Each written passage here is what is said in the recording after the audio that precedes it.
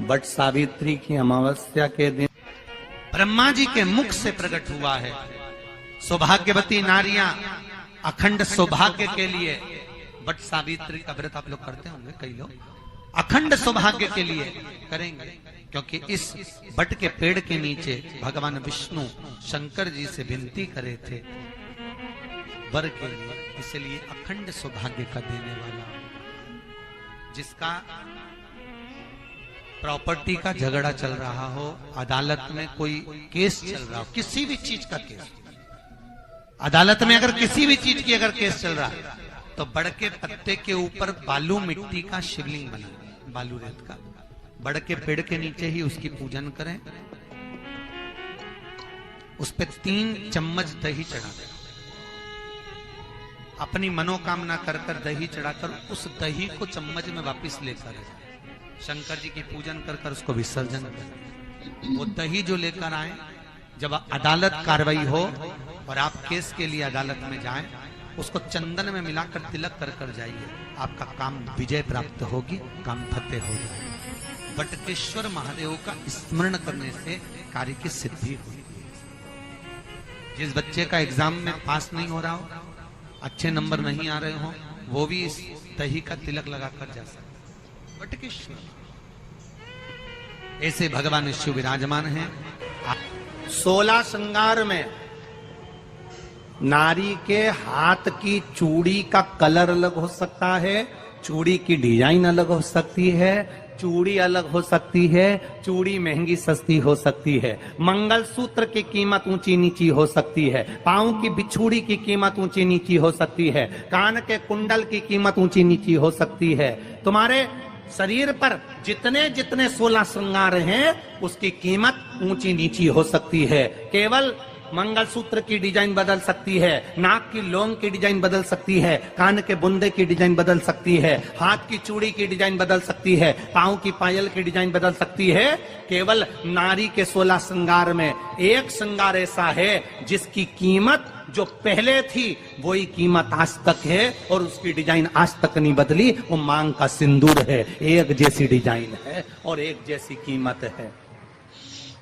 सारे श्रृंगार की कीमत अलग, पर मांग में जो सिंदूर डाला जाता है वो एक कीमत का होता है, एक डिजाइन का होता है और एक जैसा होता है, और वो सबसे भारी होता है। सावित्री यमराज से कह रही है मेरे पति को छोड़ दो। यमराज कह रहा है सावित्री तेरा पति मर चुका है, मांग के सिंदूर को पोंछ दे। सावित्री कहती है पूरा श्रृंगार उतार दूंगी पर मांग का सिंदूर नहीं पूछने दूंगी। तब यमराज ने कहा जब तक तू मेरे मांग का अपनी मांग का सिंदूर नहीं उतारती तब तक तू मेरे पास नहीं आ सकती।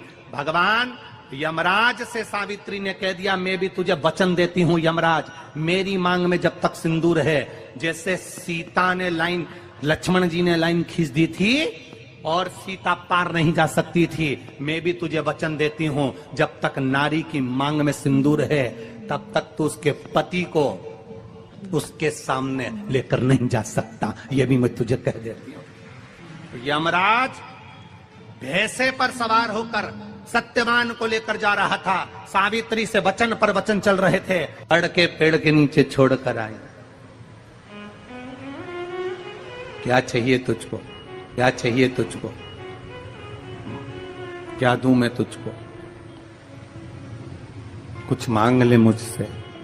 सावित्री कहती है क्या दोगे आप, मेरे पति के प्राण दे दो बस वापिस, और कुछ नहीं चाहिए। यमराज यमलोक में प्रवेश करने लगा।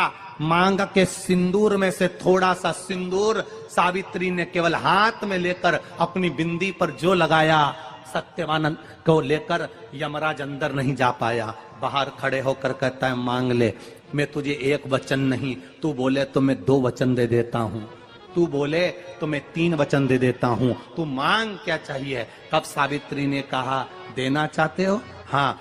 अब यमराज को लगा कि लालच में पड़ गई सावित्री, तब कहा पहला वचन दीजिए, मेरे अंधे सास ससुर के नेत्र वापिस आ जाएं। यमराज ने कहा तथास्तु। दूसरा वचन दीजिए, मेरे सास ससुर अपने पोता पोती का मुख देखें, यमराज ने कह दिया तथास्तु।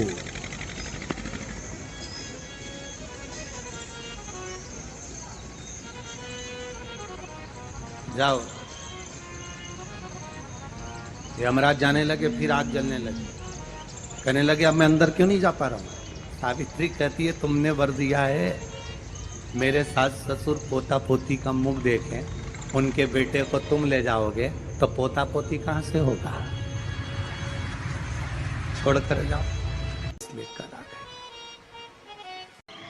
कर्जा मुक्ति के लिए सारे वृक्षों में अगर कोई श्रेष्ठ वृक्ष माना गया है तो वो बट का वृक्ष माना गया महाराज। इसलिए प्रशासनिक कार्य के लिए, मानसिक टेंशन में, परेशानियों में बटकेश्वर महादेव का स्मरण किया जाए।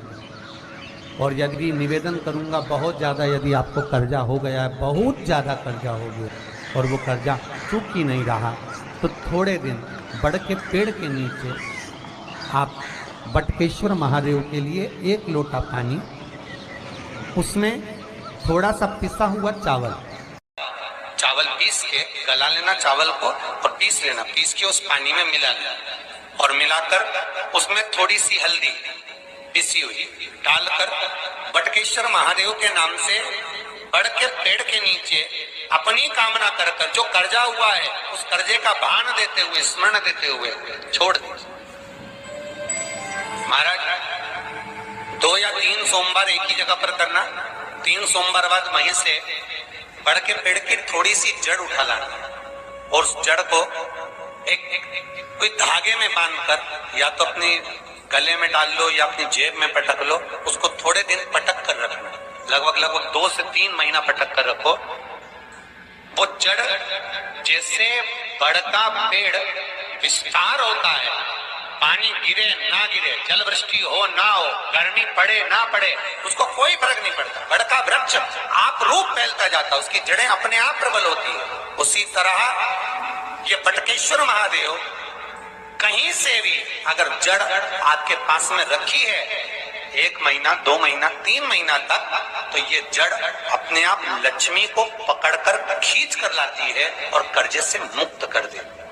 बटकेश्वर महादेव महीने में 1 बार पानी के लोटे में, जल के पात्र में थोड़ा सा दूध डालकर, 5 काली मिर्ची डालकर शंकर को समर्पित करते रहो, तो जिंदगी में कभी घर के अंदर कोई बड़ी बीमारी प्रवेश नहीं कर सकती, कभी जिंदगी में नहीं आ सकती। घर में लड़ाई चल रही है, क्रोध हो रहा है, विवाद हो रहा है, आपस में परिवार टूट रहा है, विवाद हो रहा है, पति पत्नी में झगड़ा हो रहा है, अदालत तक बात पहुंच गई, तलाक तक बात पहुंच गई, तो भी अगर एक श्रीफल को लेकर घर में घुमाकर उस पे लच्छा लपेटकर तुमरुका जी का नाम लेकर, जिस पति पत्नी में झगड़ा और उसके नाम का मोली लच्छा जानते हो, मोली जो हाथ में बांधते हैं, नाड़ा, उसको लपेट कर अगर शंकर जी के मंदिर में ले जाकर उसको समर्पित कर दिया जाए तुमरुका जी के नाम से, तो पति और पत्नी में बैर होना समाप्त हो जाता है, दोनों में प्रेम बढ़ जाता है। तलाक की भी बात चल रही हो तो दोनों में प्रेम हो जाता है, तलाक समाप्त।